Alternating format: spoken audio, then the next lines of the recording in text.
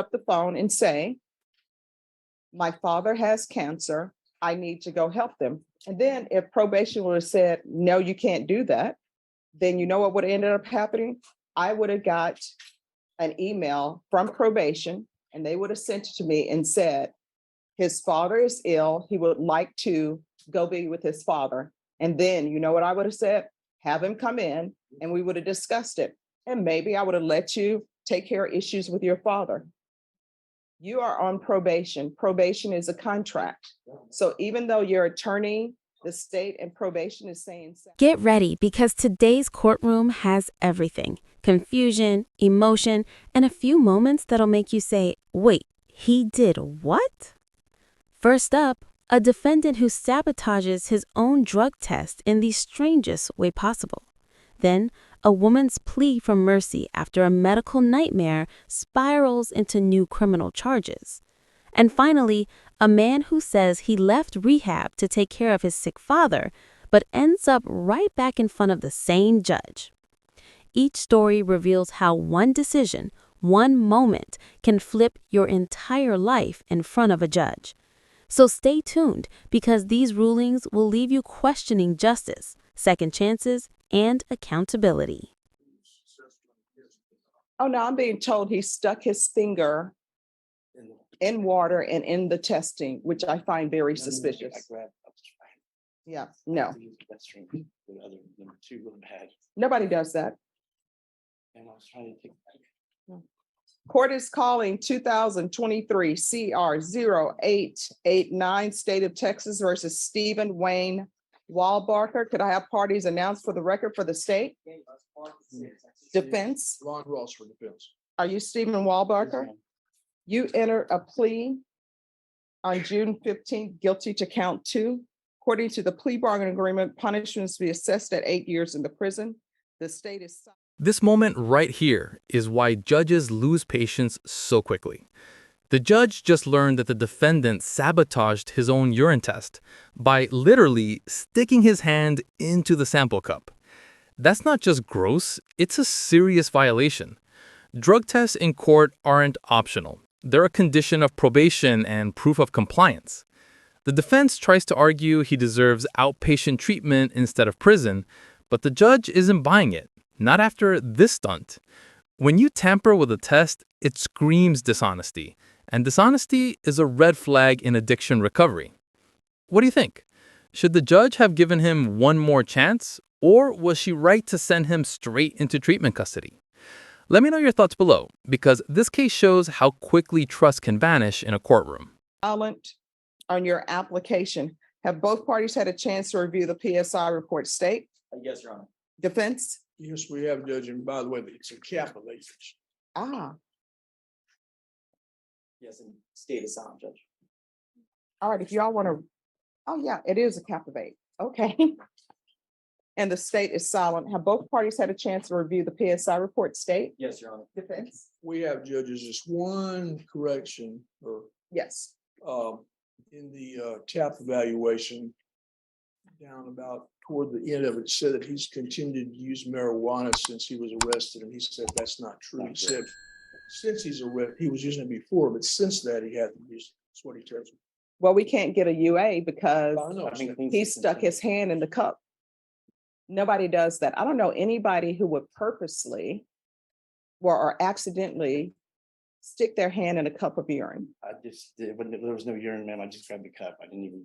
Yeah, nobody does that. You wasted a UA in this court. I can. So, counsel, anything you wish to say on behalf of your client? Judge, I would say that he's 55, and I think his report, he's got child support obligations. He looks, I don't know that he's not diagnosed as mental slowness, but it seems to be. And his jobs, he's not had real good jobs right now. He works at a cook, but he is employed. He's been employed, and I don't know that at this point in time, sentencing in the prison is going to really make much difference or correct his behaviors. I would ask you to make him do outpatient treatment. Let's see if give him a chance. I mean, I agree with you. I think it's kind of ridiculous what he says, but Keep him Oh, outpatient. I would tell you, counsel, outpatient treatment is going to be out of the question. He's going into custody today. So either he's going to prison or either he's going to treatment. Those are his choices. Either he's going to safety. I know they're recommending SADC, but for someone to purposely invalidate a test, that tells me a little bit where he is with regards to his sobriety. So either he's going, you have a choice. You can go to safety or you can go to prison. If you wish to go to prison, I will sentence you to 4 years. Which do you choose, prison or treatment? I'll take treatment. All right, the court will sentence you to 8 years in the prison. Thank you. Suspended and probated for 8 years. Take in consideration 2023 CR 0888.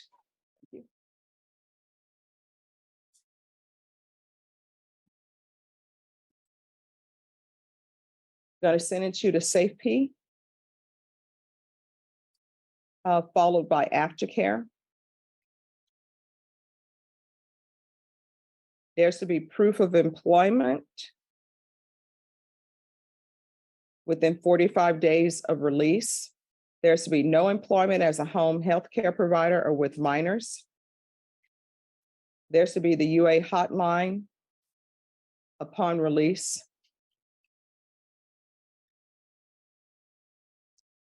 There's to be no unsupervised contact with minors. Regular reporting by Zoom or in person. Field visits 1 time per month for 4 months. And if everything is going well with the field visits, probation, I'm going to want random field visits after that, and you'll be able to pick how often you wish to do that. There's to be 200 hours of community service restitution. Probation, is there anything else he needs? Is there anything else you need from the court to be successful? Judge, anything else? Anything else you need from the court to be successful?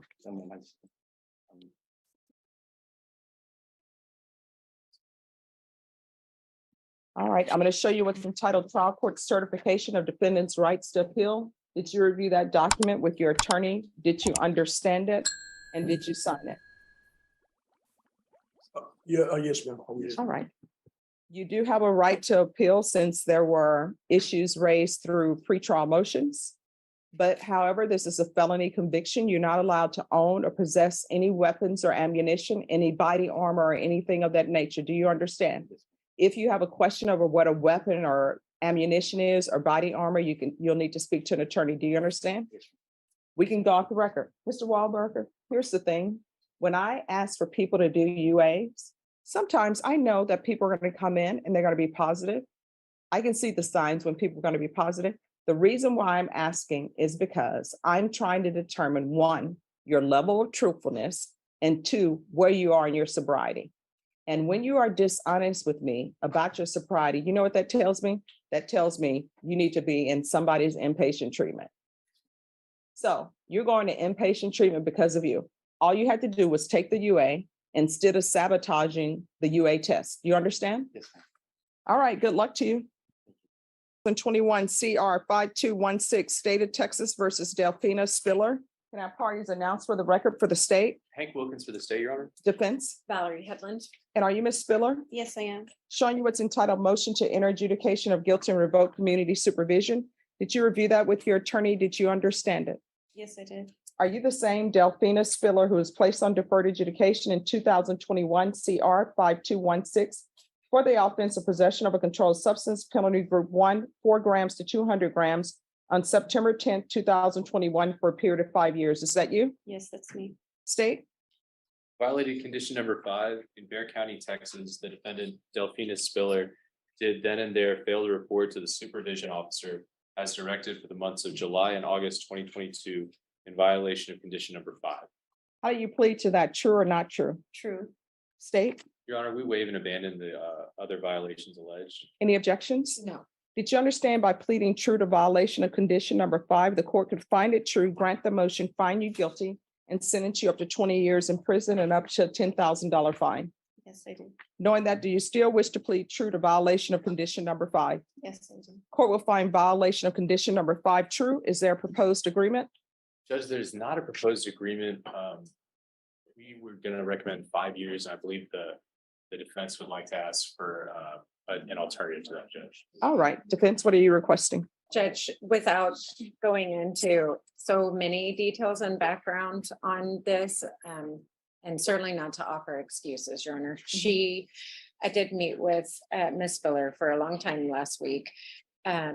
She has had some serious health issues starting about the time that she did last reported to probation.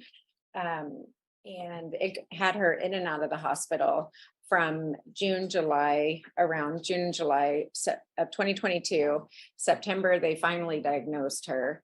And then she went septic and went into the hospital for 3 weeks in November. I don't think she was in a right frame of mind at all. I did ask her, why didn't you just pick up the phone and call probation, call the court?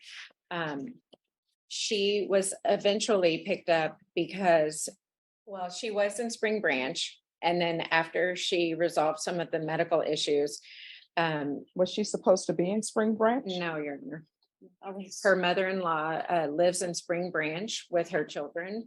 And her mother-in-law was administering the IV antibiotics and everything that she was going through.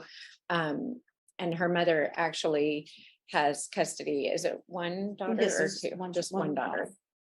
Because of a very serious incident that happened with her eldest daughter in 2017. Ever since that date, I think Miss Spiller's life has spiraled out of control. And has she picked up any new offenses since That's she the was? problem. She has 2 new, excuse me, number ones out of Comal that are for misdemeanor charges that are from September of 2022, all along the same kind of time frame. And what are those charges?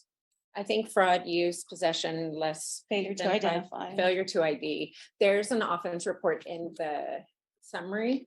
All right, and so she has fraud use, and I will tell you that in this plea bargaining agreement with the case, they took into consideration fraud use cases.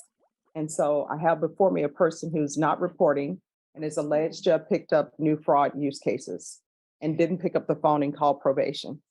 Yes, Your Honor. There, you know, she knows not to just stand before you and make excuses or say it's a mistake. She knows that, but in the Comal report, at least, she was with a person that got charged heavily with other items and issues, and she was coming out of the Tractor Supply. So there's a paragraph in there that addresses her. The majority of the report is for the person that she was with. All right, the person she was with, does he have criminal charges? I would imagine so, based on that. And she's not supposed to be around people who have criminal charges. Yeah. I would ask Judge, this is her first MTR. And the charge is a 2nd-degree felony, her underlying from 4 to 200. It was 5 point something grams of meth at the time. So if that's any consolation, I would beg that she be allowed to continue probation. At worst, revoke, sentence her for the convictions. And I think she's on the bird. And then place her back onto probation so that she can seek additional help and support. She is with her sister now, back in San Antonio. I think her sister is a good influence and is helping her. She also suffers from diabetes, Your Honor. She's having vision loss, so she can't read the paperwork that I give her. She had a doctor's appointment scheduled for July 27th that she missed because she was taken into custody on this case. That's why I asked the court to bring her a little bit quicker. So, I would just ask that she not be sentenced to TDC. I realize there's not really an alternative placement for her, like treatment, because she has charges pending in Comal that I can't really do anything. I don't have any influence in those cases. So we're just asking the court to if it were sentence her, revoke her, but put her back on probation since she's never been to TDC. All right, Ms. Spiller, there are consequences for actions. I am going to grant the motion, find you guilty, revoke, sentence you to 5 years in the prison, give you credit for any time served. There's a $500 fine, time and money rent concurrent. If you would like, I can ask that you be placed in the therapeutic community. I have no jurisdiction for you to be placed in the therapeutic community. You'll have to ask for it as well. But the therapeutic community is helpful in any type of drug issues that anyone may have. Would you like me to request the therapeutic community? Yes. All right, I'll request the therapeutic community. Did you review the document entitled Trial Court Certification of Defendant's Rights to Appeal with your attorney? Did you understand it and did you sign it? All right, you have a limited right to appeal. That right to appeal is as it relates to the allegations in the motion, not the fact that you were on deferred adjudication. Do you understand? Because this is I'm sorry, you need to speak up. Yes, ma'am. All right, because this is a felony conviction, you're not allowed to own or possess any weapons or ammunition. If you have a question over what a weapon or ammunition is, you'll need to speak to an attorney. Do you understand? Yes, ma'am. All right, good luck to you. You're gonna have to do better, okay? All right, thank you. 22 CR 0491. State of Texas versus Jeffrey A. Adames. Could I have parties announced for the record for the state? Travis Banks, the state of Texas. Defense? Jay Moritz, Your Honor, from Mr. Adame. And are you Mr. Adame? Yes, ma'am. Is your last name Adame or Adames? Adamus. All right. I'm going to show you what's entitled Motion to Revoke Community Supervision. Did you review that with your attorney? Did you understand it? Yes. Are you the same Jeffrey A. Adames who was placed on community supervision for the offense of assault, family choking, strangulation on February 23rd, 2022 for a term of 5 years? Is that you? Yes, ma'am. State? Violated condition number 28 on or about the first day of May 2023 in Bexar County, Texas. The defendant, Jeffrey A. Adames, did then and there fail to comply with the rules, regulations, or instructions of the Lifetime Recovery Substance Abuse Treatment Facility, and that the defendant prematurely departed the program without permission in violation of condition number 28. And Bashar, he's going on 28. To that, how do you plead? True or not true? True. State? And the state would waive and abandon the further allegations. All right. Did you understand by pleading true to violation of 28, the court could find it true, grant the motion, and sentence you up to 5 years in the prison and up to a $1,500 fine? Did you understand? Yes, ma'am. Knowing that, do you still wish to plead true to violation of 28? Yes, ma'am. Counsel, any objections to the waivers of the other allegations in the motion? No, Judge. All right. Is there a recommendation? Yes, ma'am. Recommendation and the agreement of the parties, should Your Honor choose to accept it, is to deny the motion and alter and amend the defendant's conditions for SATIF with aftercare, and have the defendant complete that drug treatment. All right, is that the Yes, recommendation? my understanding is that it was held in abeyance if he didn't comply, and that he is agreeable to it and wants that treatment, Judge. All right, probation? Yes, Your Honor. The recommendation would be for static with the aftercare, and if he does not want to do that, I recommend revocation. All right, you'll raise your right hand. Do you solemnly swear or affirm the testimony you give will be the truth and nothing but the truth, so help you God? Yes, ma'am. You can lower your hand if you'll state your name for the record. Jeffrey Allen Adamus. All right, why did you leave Lifetime Recovery? My father was diagnosed with brain cancer. I had to help because I get disability retirement. So he was gonna lose his house. So I decided to, my two brothers weren't working.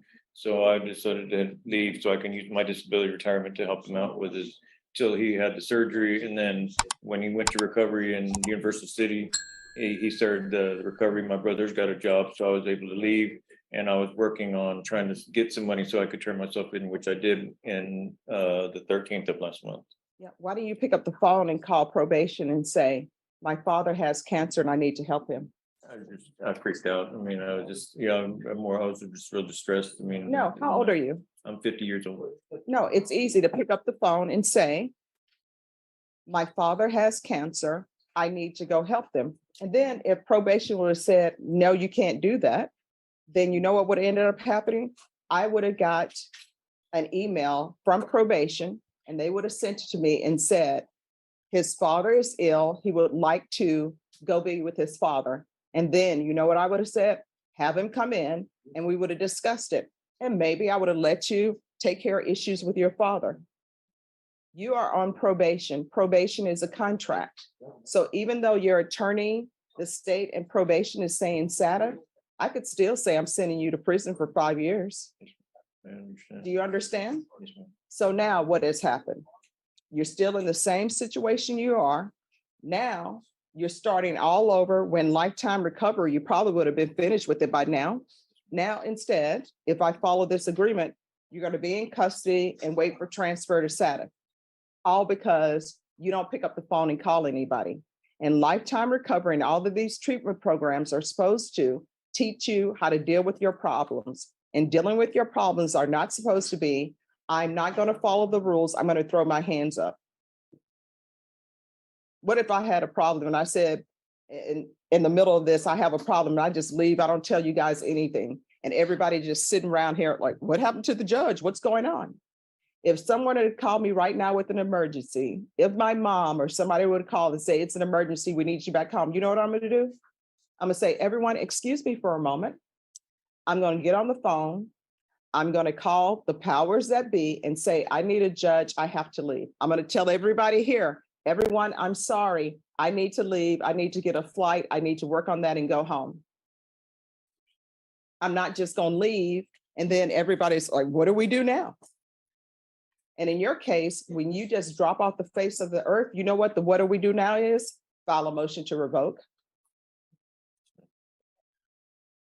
All right, how much longer did he have in lifetime recovery? Will lifetime recovery accept him back or no? Your Honor, that would be something I have to research. All right, so this is what I'll do. If you want, I will sentence you to prison for 2 years, or I will send you to SATA. And if lifetime recovery will accept you back, then it'll be lifetime recovery if they accept him back. If they won't, he'll go to SATA. At this point, I really don't think lifetime recovery would be the best option. I Okay. think we would need something a little more structured. All right, so it will be SATA. So you can go to prison for 2 years, or either you can go to SATA. Which would you prefer? Satisfied. All right, I'll deny the motion. Alter and amend conditions. Yeah.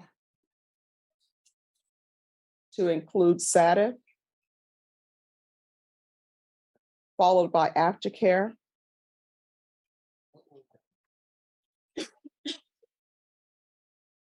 And I'm going to want the UA hotline